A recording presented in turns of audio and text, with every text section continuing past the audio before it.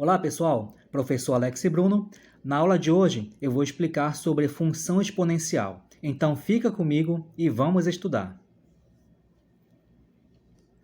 No vídeo sobre função afim, nós aprendemos que a lei de formação de uma função afim vai ser do tipo f de x igual a x mais b, onde o x vai ser um valor variável e o a e o b são valores fixos.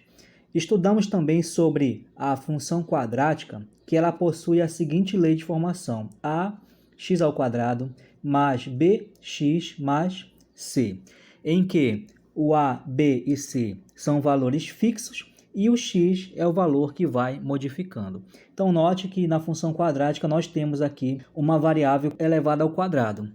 Na função exponencial, a sua lei de formação vai ser a seguinte: f de x igual ao a elevado a x.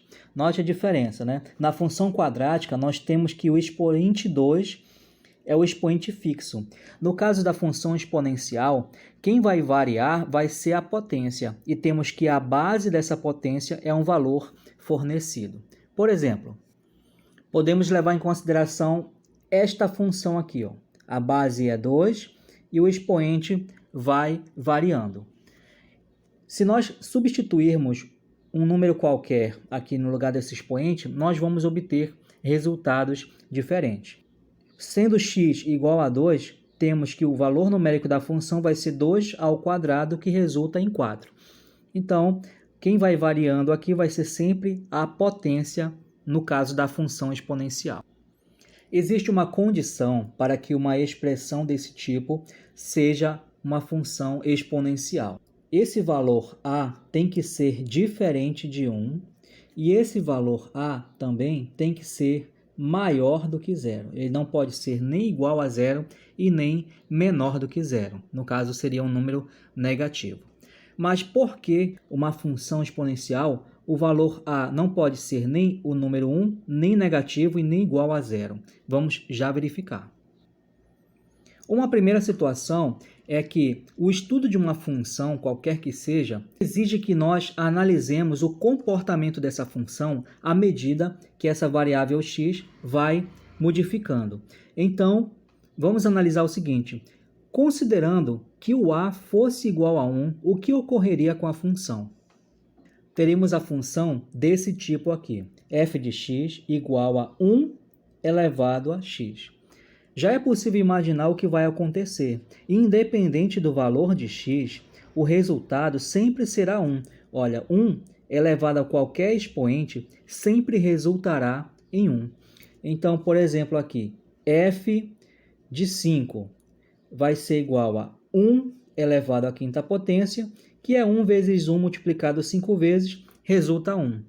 f, por exemplo, nesse caso, de 0, vai ser igual a 1 elevado a 0, que é 1 também.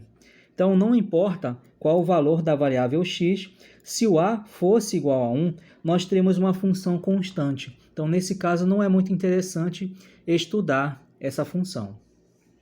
Agora é o seguinte: se o a fosse igual a 0, nós sabemos que existem essas condições.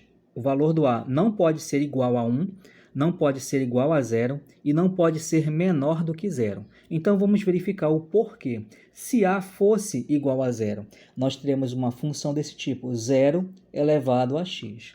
Então, seja lá qual for o valor de x, vamos pensar no valor para x positivo primeiramente.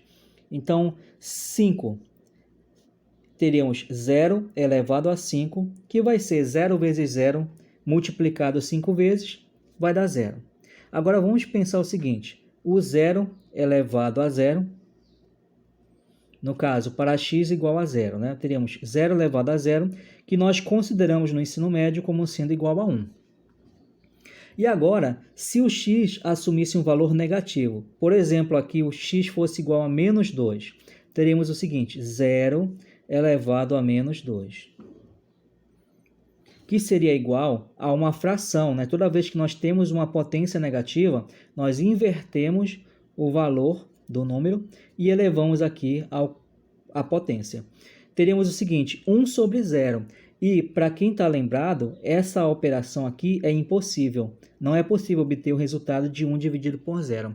A divisão por 0 não ocorre. Então, se o valor do A fixo fosse 0, daria confusão na obtenção desse resultado. Então, o valor do A não pode ser 1, não pode ser 0. E vamos verificar agora por que o A não pode ser negativo. Bom, se o A fosse menor do que 0, ou seja, ele assumiria valores negativos, né? Vamos pensar num valor fixo negativo. Por exemplo, aqui o A assumindo o valor menos 1 elevado a x. Então, à medida que vamos trocando a variável x, vamos observar o que ocorre com a função. Primeiramente, vamos pensar o seguinte: f de 0. Teremos aqui menos 1 elevado a 0 e qualquer número elevado a 0 resulta em 1.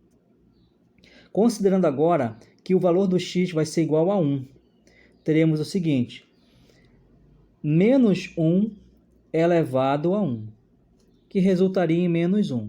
Olha, perceba o seguinte, nós temos aqui, primeiramente, um resultado positivo, agora um resultado negativo. Vamos pensar o seguinte: quando x for igual a 2, teríamos o seguinte: menos 1 elevado ao quadrado. O resultado vai ser mais 1. E agora, quando o x assume o valor igual a 3, teríamos menos 1 elevado ao cubo, que vai ser menos 1 vezes menos 1 vezes menos 1. E aí, se você observar, o jogo de sinal, menos com menos mais com menos é menos, teríamos um valor negativo, menos 1. Note que o expoente par corresponde ao sinal positivo do 1, no resultado final, e o expoente ímpar vai corresponder a um resultado negativo. Então, essa função ela não tem um padrão de uma sequência para nós identificarmos. Uma função que não possui um padrão a ser identificado não é interessante para estudar. Então, por essa razão, o valor do A tem que ser diferente de 1 e tem que ser maior do que 0. Não pode ser nem igual a 0 e nem menor do que 0.